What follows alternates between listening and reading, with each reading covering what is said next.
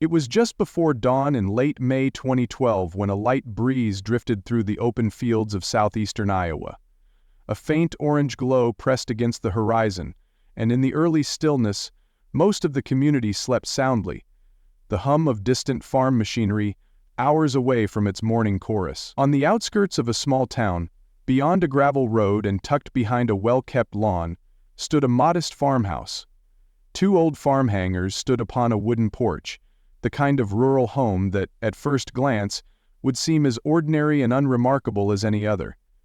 Yet on this particular morning, a chilling silence would envelop that property and forever alter the lives of everyone who knew the couple who lived there. At approximately 5:55 a.m. on May 26, 2012, a frantic call came through to emergency dispatch. The voice on the other end, a young husband, sounded desperate and panicked as he reported an intruder and the shooting of his wife, who was sleeping in their bedroom just a short while earlier. The weather that day offered no immediate clue to tragedy. It was a mild morning, around 60 degrees, with a gentle breeze barely stirring the newly sprouted cornstalks that lined the roads. No rain, no thunder, just the subtle hush of a Midwestern spring morning. The first to arrive at the scene was a local sheriff's deputy, followed shortly by paramedics. They found a young woman named Lisa Techel lying gravely wounded in the couple's bedroom. She was still warm to the touch, but unresponsive. Attempts to revive her proved futile, and as the emergency team called in the coroner, the farmhouse and its surroundings quickly transformed from a private, quiet residence into a sealed-off crime scene. The perimeter tape fluttered gently in the breeze, and neighbors, now awakened by sirens and the ominous flurry of law enforcement activity, began to gather at a distance, their faces marked with confusion and fear. In the immediate aftermath, the young husband, Seth Techel, tearfully reiterated his claim of an intruder, suggesting an ongoing dispute with a neighbor. Law enforcement officers moved swiftly, knocking on doors, scanning the property, and securing the area.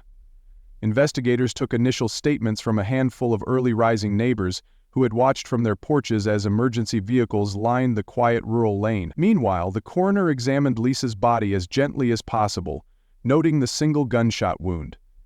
Within minutes, the small home was filled with the subdued, methodical energy of seasoned investigators, each step measured, each movement recorded.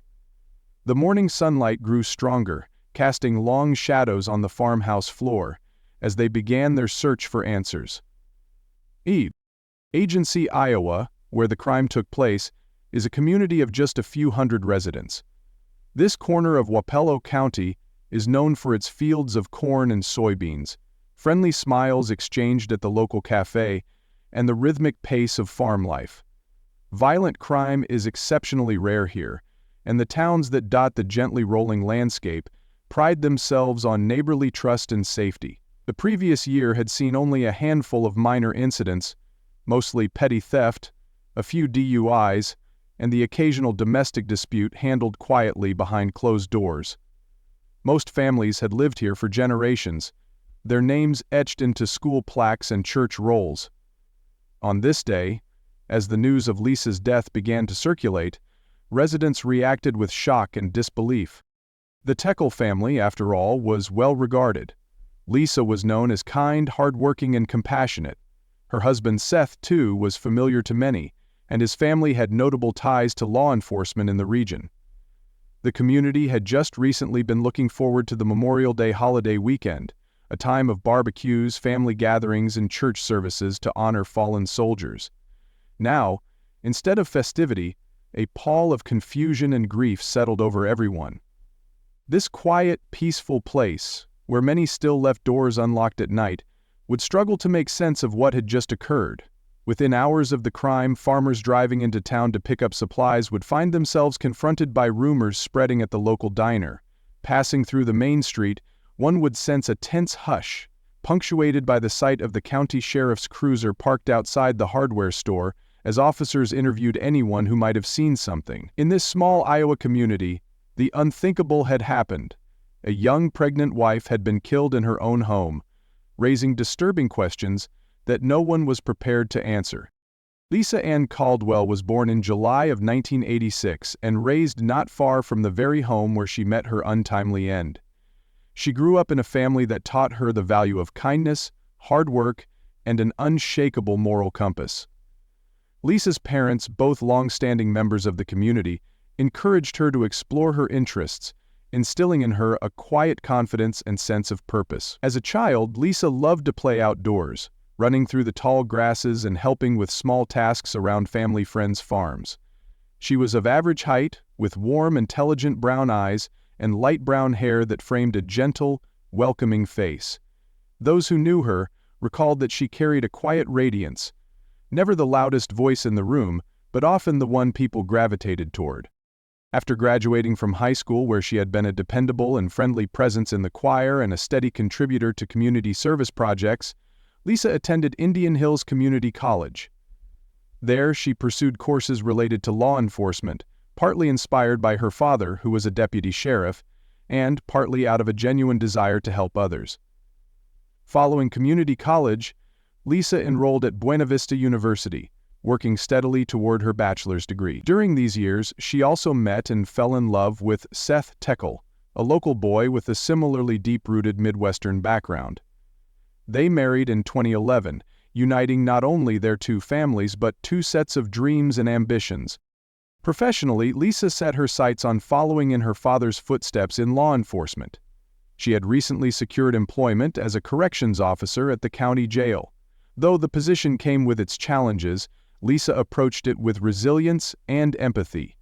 She hoped to eventually move beyond correctional work and perhaps become a deputy, or find another meaningful role in public service. Many remembered her for having a nurturing presence and a non-judgmental ear, qualities that would have served her well as a public servant. Outside of her career, Lisa's life achievements were smaller but no less significant. She tended carefully to the relationships around her, assisted with community fundraisers, took pride in her household tasks, and anticipated the arrival of her first child with a glowing sense of excitement. The pregnancy, not yet widely announced but known to close friends and family, filled her with a serene joy and a determination to build a loving family life in the little farmhouse that she and Seth called home. Lisa's social connections were as stable and warm as one would expect of a woman well respected in a close-knit community. Her parents adored their daughter and looked forward to becoming grandparents. She maintained a strong bond with her siblings, sharing inside jokes, holiday traditions, and a reliable system of mutual support. Lisa's friends came from all walks of life. Classmates from high school, fellow students from community college, colleagues at the county jail, and neighbors who had known her since childhood. She was deeply in love with her husband, Seth. They had met through overlapping social circles and shared a love of the outdoors, often taking drives through the countryside, attending local sporting events, and spending quiet evenings on the porch swing, talking about the future. While not overly present on social media, this was a time when Facebook and Twitter were familiar, but not everyone was perpetually online. Lisa maintained a modest online presence, sharing updates about her education, her job, and occasionally a photograph of her growing belly. Her friends recalled her dropping by unexpectedly with a plate of cookies, or texting at odd hours just to ask how someone's day had gone. There were also relationships formed at the county jail, professional friendships that might not have run deep but were founded on mutual respect and a sense of shared duty. Beyond that, Lisa participated in local church activities, took part in seasonal community fairs, and was known to volunteer at school events when asked. Her routine was simple. She rose early, worked a shift at the jail, returned home to handle household chores, spent time with family or friends, and never failed to call her parents at least once a week just to say hello. In the last few months of her life, as she and Seth prepared for the birth of their child, her circle grew tighter and more supportive. Friends and family started planning baby showers, neighbors dropped off hand-me-down cribs and quilts, and life seemed to be moving in a hopeful, forward direction. In the final 2 days before her death, Lisa's timeline was heartbreakingly ordinary. She worked a regular shift at the county jail, where she assisted with intake procedures and helped maintain order among inmates. Co-workers later recalled nothing unusual in her demeanor. She appeared calm, focused, and perhaps a bit tired, as pregnant women often are. After clocking out that day, she drove to the local grocery store, picking up a few essentials including fresh produce and a bottle of prenatal vitamins. Store camera footage confirmed her presence around 4:45 p.m., walking slowly but steadily through the aisles. She spoke briefly to a neighbor in the dairy section, mentioning her growing excitement about the baby. Later that evening, she texted a friend about meeting up for coffee the following week. Phone records show her last outgoing text at about 8:30 p.m., a quick note that simply read, "Can't wait to catch up." On the night before her death, Lisa spent most of her time at home. Witnesses driving by the farmhouse around dusk noticed the living room lights were on. Her father would later say they spoke briefly on the phone that evening. They discussed mundane matters. He had asked if she needed anything for the baby, and she had reassured him that everything was going smoothly.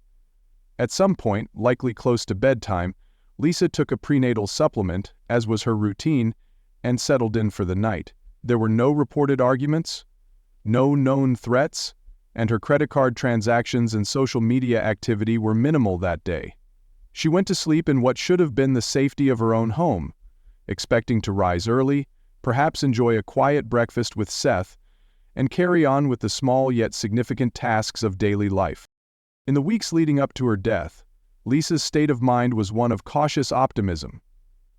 She had faced some pressures, her job at the jail was demanding, and there had been the usual concerns about finances that come with starting a family.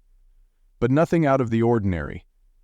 Lisa seemed happy, if occasionally fatigued. She had expressed excitement about the baby, discussing future names and nursery decorations with her mother. And they had both smiled. She was proud of her educational achievements and looked forward to what her career might hold. While the couple's finances were modest, there was no glaring hardship.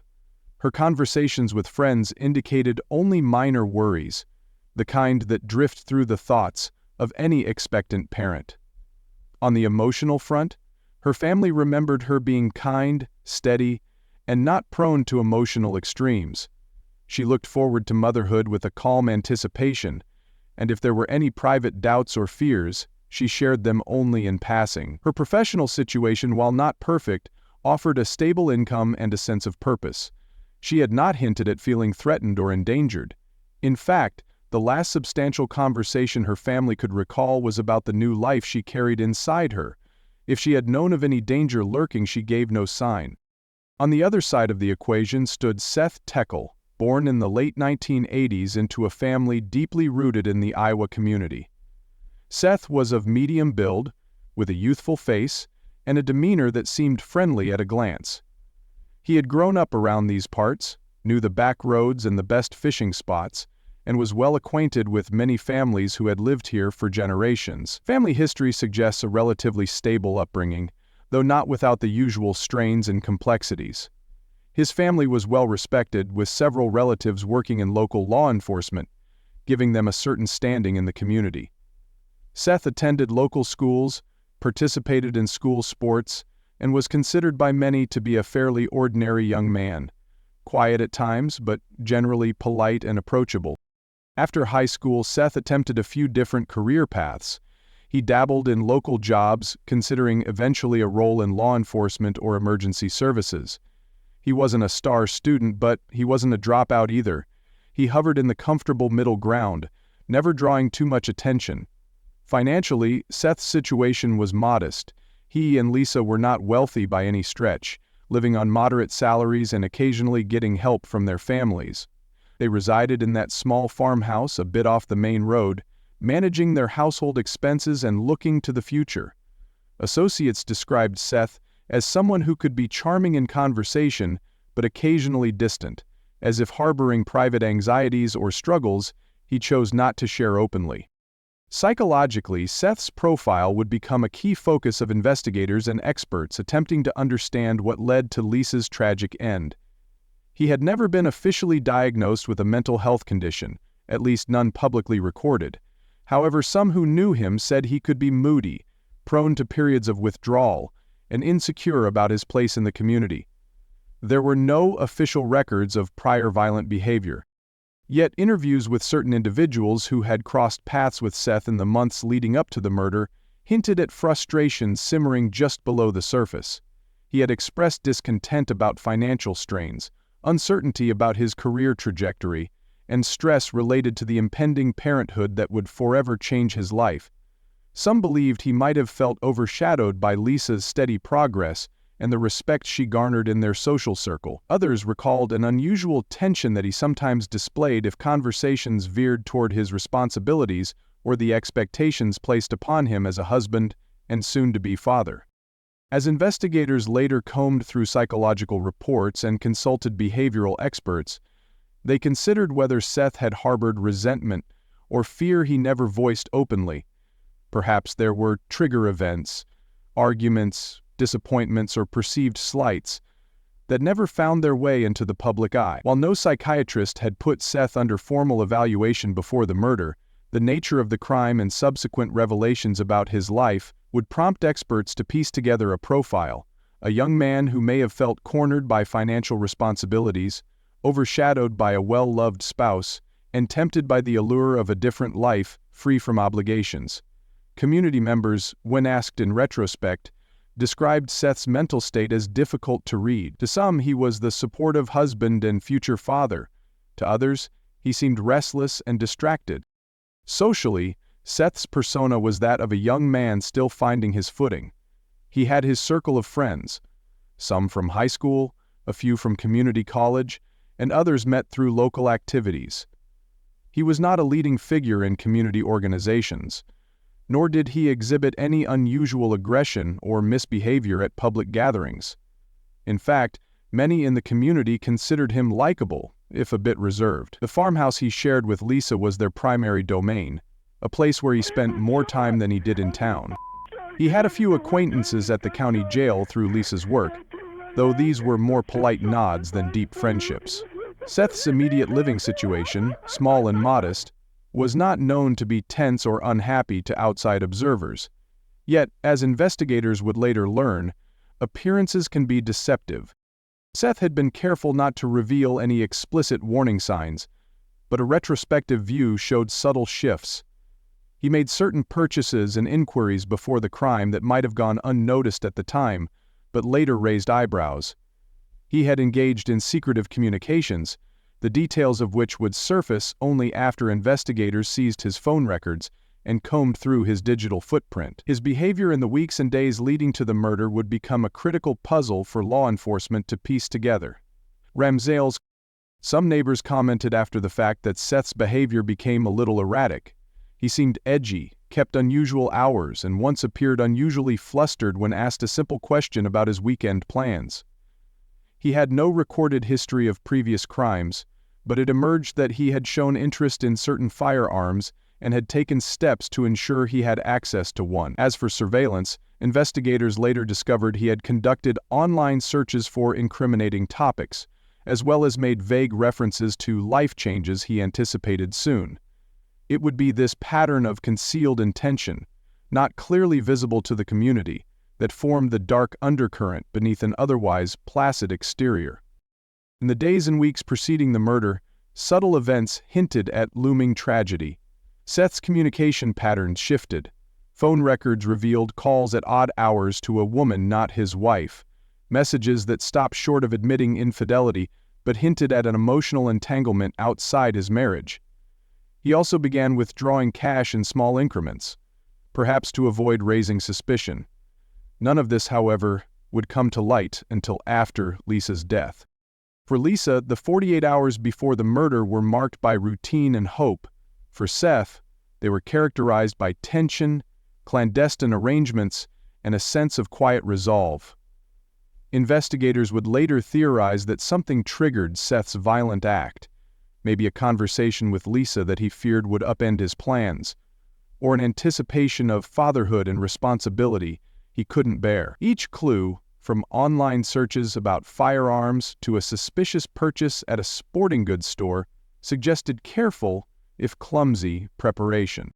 As May 25, 2012 gave way to May 26, the tension rose. That night, no neighbors reported shouting or fighting, but the silence itself took on a sinister quality in hindsight. By the early hours before dawn, while Lisa slept soundly, Seth was awake, his mind churning through dark calculations. He had read up on how to disguise evidence, how to shift blame, even how to handle questioning. He believed the ruse he planned, blaming a neighbor, a known figure with whom they'd had a dispute, would be enough to mislead investigators. It was a haphazard plan, but in Seth's mind, it might suffice. The farmhouse where the crime occurred was situated about 2 miles outside Agency, Iowa. Surrounded by fields and accessible by a gravel road, it had a screened front porch and neat flower beds that Lisa tended when the weather was mild. On the morning of the murder, the sun had not fully risen, leaving a dim light over the rolling fields. Access points to the home were limited. A front door, a back door leading to a small shed, and windows that were kept locked at night. Inside, the furniture was unassuming. A small living room with a couch and a recliner, a kitchen with dated but serviceable appliances, and a single bedroom that the couple shared. Weather conditions were calm and clear, allowing sound to carry well over the fields. Had anyone screamed, perhaps a neighbor might have heard. But only a single gunshot was reported, and even that was muffled enough not to rouse anyone but the perpetrator and the victim herself. The environment inside that bedroom around 5:50 a.m. was undisturbed except for the awful violence about to occur. Lisa, heavily pregnant, slept on her side. The lighting was dim, thick curtains subdued the early light, and a bedside lamp was turned off. Outside the bedroom door, the air would have carried the faint scent of coffee grounds from the kitchen and perhaps the mild odor of laundry soap from a recent load of clothes. The only other sounds might have been the distant hum of a refrigerator or the slight creaking of the old farmhouse settling.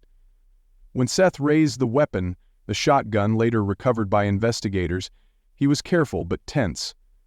The shot was fired at close range, a single devastating blast.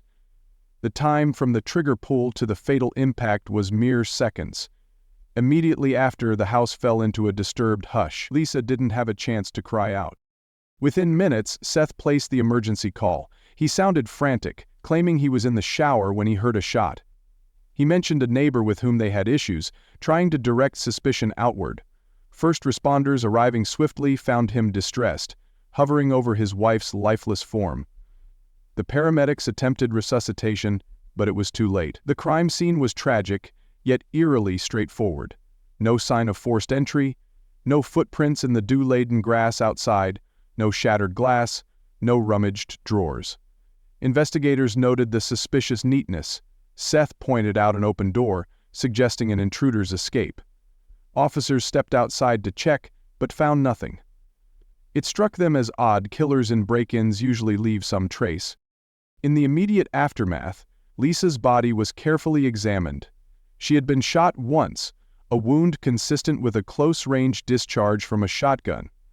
There was minimal blood spatter beyond the immediate area of impact, indicating a controlled action rather than a chaotic struggle. This was no haphazard burglary gone wrong. It seemed precise and personal. Paramedics and law enforcement, trained to expect trauma, still struggled with the emotional weight of what they found. A pregnant woman, well-liked and innocent, dead in her own bed. Outside, as the news spread, a subdued crowd of curious onlookers gathered at a distance, whispering and speculating. The media caught wind of the situation soon after, and by late morning a local news van would park near the property line, camera ready, awaiting official statements. Seth, meanwhile, paced and tried to stay composed. He repeated his story. He had been in the shower, heard a gunshot, rushed out and found Lisa. He claimed he saw a neighbor's figure fleeing. Investigators took his statement but pressed for details. Who was the neighbor? Why would he do this? Seth provided a name, a man known to have disagreements with the couple. While investigators made a cursory check, their attention quickly returned to Seth. Something about his demeanor, his tone, his timing, felt rehearsed. After leaving the scene, Seth's behavior began to shift. He tried to appear cooperative, yet kept subtly steering the narrative toward this supposed intruder. Forensic teams took over the farmhouse, searching for fibers, footprints, shell casings, and any sign of forced entry. Outside, they found none of the expected disturbances. Inside, they carefully cataloged every physical piece of evidence, noting the absence of signs that would support Seth's tale. Blood spatter analysis and ballistic tests suggested the shooter was not a random outsider, but someone close enough to know how to minimize mess and suspicion. Investigators also combed through Seth's digital footprint. What they found stunned them. Suggestive messages exchanged with another woman, internet searches about how to stage a home invasion, and inquiries about firearms and ballistic properties. Fingerprints on the firearm linked it directly to Seth. Neighbors, once calm, came forward with statements that contradicted Seth's timeline. The so-called suspect neighbor had a solid alibi and no motive. The puzzle pieces began to align, painting Seth not as a shocked widower, but as a cunning perpetrator. In the first 48 hours, investigators worked non-stop. Interviews were conducted back-to-back, evidence was sent to labs, and a timeline was meticulously reconstructed. Seth's claim of showering at the time of the shot was tested. Was the shower even running when officers arrived? Did he appear freshly washed? Forensics showed that the crime scene had been staged. The weapon belonged to Seth's household. He had easy access to it. Motive emerged from discovered communications. He seemed enamored with the idea of life without the burdens of fatherhood and marital responsibility. Perhaps he believed he could start anew with someone else, unshackled by the ties he had established with Lisa. DNA analysis confirmed no foreign intruder had left biological traces in the home. Fingerprints on the shotgun were solely from Seth and Lisa, the latter from routine handling, not firing. Cell phone towers placed Seth inside the home at the crucial moment. Expert testimony would later describe the wound pattern as consistent with a shot fired by someone standing in a controlled position near the bed, not an intruder firing erratically. As the case developed, law enforcement employed every tool at their disposal. Traditional policing combined with modern forensic science and digital forensics tightened the noose around Seth. By early June, rumors flew through town that Seth was not the grieving husband he claimed to be. The prosecutor's office readied for a high-profile trial. Seth's arrest followed, with charges of first-degree murder and the killing of his unborn child. Bail was set high, and as the community learned of his duplicity, shock gave way to anger. Lisa's family was devastated. The man they had welcomed as a son-in-law now stood accused of their daughter's murder. Pre-trial hearings focused on the evidence. The prosecution laid out a compelling argument: motive, means, opportunity, and a trail of digital clues pointing squarely at Seth. Defense attorneys scrambled to raise doubts, suggesting sloppy police work, a rushed conclusion. They floated the possibility of a second intruder, tried to introduce alternative explanations for the digital evidence, and questioned the chain of custody. But the prosecution's case was thorough. Fingerprints, ballistic tests, and digital footprints formed an unbreakable chain of logic. By the time the trial began, the media attention reached a fever pitch. The local courthouse, usually quiet, found itself the stage for a courtroom drama that would captivate the region. Prosecutors painted Seth as a man driven by selfish desires and an unwillingness to shoulder the responsibilities he had taken on. They highlighted his secret communications with another woman, demonstrating that he had contemplated leaving Lisa. They brought in forensic experts who mapped the angle of the shotgun blast, proving Lisa's killer had been close and deliberate. The jury listened intently as the prosecution showed timelines, text messages, and ballistic diagrams. The victim's pregnancy weighed heavily on everyone in that courtroom. This was not only the murder of a wife, but of an unborn child. The defense tried their best, questioning witnesses and experts, casting doubt on the reliability of certain lab results, and arguing that investigators had fixated too early on Seth, ignoring other possible suspects. They called character witnesses who described Seth as a kind husband who would never harm his wife. But the defense struggled to explain the damning digital evidence and the utter lack of any sign of forced entry, nor could they convincingly address the pointed forensic results. After closing arguments, the jury deliberated. The gravity of the case demanded careful consideration, but in the end, logic and evidence prevailed. The jury found Seth guilty, a verdict that brought a solemn hush to the courtroom. He was sentenced to a lengthy prison term without the possibility of parole. Outside, a crowd gathered, reporters jostled for statements, and Lisa's family quietly retreated, holding each other, still grappling with their loss. In the immediate aftermath of the verdict, the community responded with somber reflection. Memorial services for Lisa were held at a local church, where neighbors, friends, and colleagues came together in prayer and mourning. A small garden was dedicated in her memory outside the town hall, a place where people could place flowers or stand silently and remember the gentle, kind woman who had been taken from them. Safety measures were discussed, improved communication between neighbors, a renewed emphasis on conflict resolution, and perhaps more attention to warning signs within relationships. There was talk of supporting families touched by violence, offering counseling, and ensuring that resources were readily available to anyone feeling trapped or fearful in their home. For Lisa's family, the loss was unimaginable. They struggled with grief, anger, and a sense of betrayal. Over time, they sought healing through private counseling and community support groups. Local organizations banded together to provide emotional and financial assistance, helping them cover legal fees and memorial expenses. The media eventually moved on, but the family remained in the spotlight of memory and sympathy for a long time. They chose to focus their energy on remembering Lisa's life, not just the tragedy of her death. They established a small scholarship in her name at the local community college, aimed at helping students who wished to pursue careers in public service, much like Lisa had. On a larger scale, the case prompted law enforcement agencies in the region to refine their investigative techniques. Officers participated in advanced training sessions that focused on digital evidence collection, emphasizing that in the modern age, truth can be found in text messages, emails, and search histories. Prosecutors used this case as a reference point, teaching aspiring attorneys how to build airtight cases that rest on thorough evidence and clear timelines. The community learned a painful lesson. Evil can lurk behind familiar faces, and trust, once broken, is hard to restore. Town meetings addressed domestic violence and the importance of speaking up if something seems off. Churches and civic groups organized seminars about healthy relationships, mental health resources, and the importance of early intervention. As the years passed, Lisa's story became a touchstone in Iowa true crime history, often invoked to remind people that not all crimes come from strangers lurking in the shadows.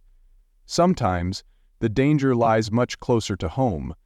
Law enforcement textbooks cited the investigative techniques employed in her case, while legal scholars discussed the trial's handling of digital forensics. Community leaders viewed the tragedy as a catalyst for reforms that would make such crimes less likely, or at least easier to detect, before it's too late.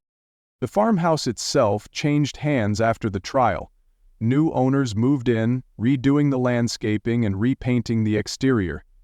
Though no one could erase the memory of what happened inside those walls, time marched on. Over time, the legacy of Lisa's life, her kindness, her aspirations, and her spirit outshine the dark deed that ended it.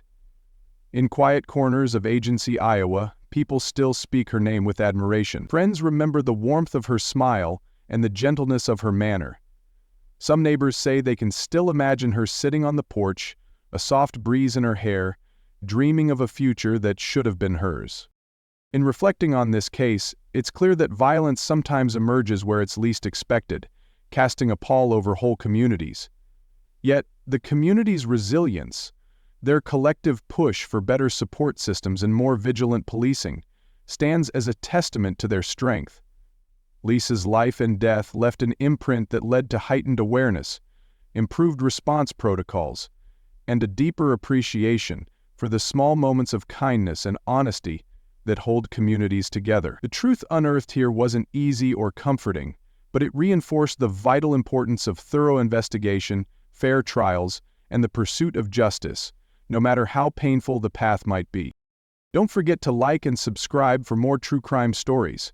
If you want to share your thoughts on this case or discuss similar cases, feel free to leave a comment below. And if you're interested in learning about other small-town tragedies that changed the course of history, we have more stories available. Each serves as a reminder that the truth, though sometimes elusive, can be uncovered with careful diligence, and that the silent secrets of small-town life sometimes hold the most impactful lessons.